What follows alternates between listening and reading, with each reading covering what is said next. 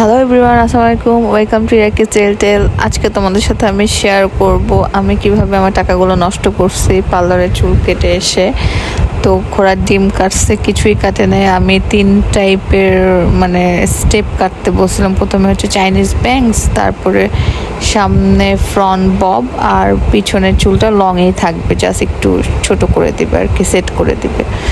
তো ওরা কি কাটছে কিছুই বোঝা যাচ্ছে না যে আমি চুল কাটছি না কি কাটছে, মাথা কাটছি। পরে এখন আমি কি আর করা, নিজের চুল এখন নিজেই কাটা শুরু করছি। সত্যি কথা বলতে এই চাইনিজ ব্যাংকসটা আমি কোথাও কেটে শান্তি পাই না। কেউ একটা সুন্দর একটা শেপ দিতে পারে না, সুন্দরভাবে কাটতে পারে না, যত বড় পার্লারে যাই না কেন।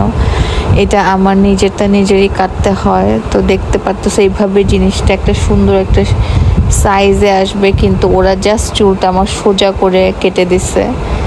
তো এখন কি করব, আমারটা আমি অনেক কষ্ট করে আমি আরেকজনকে সুন্দর করে কেটে দিতে পারি। যেমন আমার মেয়েটা আমি কেটে দিই, ওর পুরা চুল স্টেপ বাই স্টেপ এত সুন্দর হয়ে থাকে। ও একটা চাইনিজ লেয়ার করে দেয় ওকে আমি, যেটা হচ্ছে তোমার কোরিয়ান মেয়েরা করে লং হেয়ারের মধ্যে।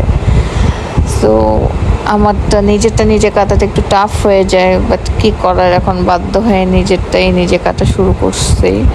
যদি অলওয়েজ আমার ফ্রন্টের চাইনিজ ব্যাংকসটা আমি করি, বাট নিচের দিকটা আমি করি না, এটা আমি পার্লার থেকেই করে নেই। বাট এখন থেকে মনে হচ্ছে আমার নিজেরটা নিজেই কাটতে হবে, যতদিন না আমি ডিফারেন্ট কোনো কাট দিচ্ছি। আমি হচ্ছে আমার চুল বব করে ফেলছিলাম, বাট এখন আমি আবার লং করব। তো একটা শেপের মধ্যে চুলটা রেখে যে দেখতেও ভাল লাগবে, আবার চুলটা বড় হতে থাকবে। তো ওই টাইপের একটা কাট চিন্তা করে আমি কাটা শুরু করছিলাম, বাট ওরা তো কিছুই পারলো না। এখন কি করার, এই তো তোমাদের সাথে দেখো আমি কিভাবে পুরা চুলের সামনে চুলটা সেট করতেছি। এটাকে হচ্ছে চাইনিজ ব্যাংকস বলে আর কি, চাইনিজ লেয়ার ব্যাংকস, যেটা সুন্দর একটু সাইজ হয়ে কোরিয়ানদের যে সামনের ফ্রন্ট চুলটা থাকে ওই স্টাইলে থাকবে।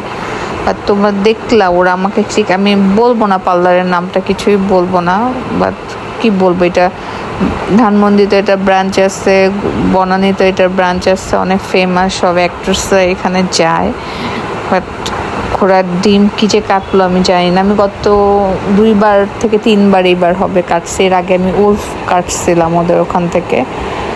উলফটা খারাপ কাটে নাই, মোটামুটি চলে, বাট এবার একদম খুবই থার্ড ক্লাস কাট দিছে আমাকে, আমার একদম ভাল লাগে নাই।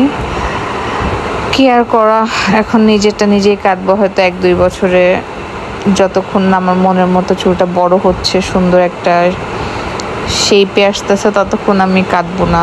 সো এটাই ছিল আজকের ভিডিও। তোমাদের সাথে আমি আমার দুঃখের কাহিনী আর আমার চুল কাটা টিউটোরিয়ালটা শেয়ার করলাম।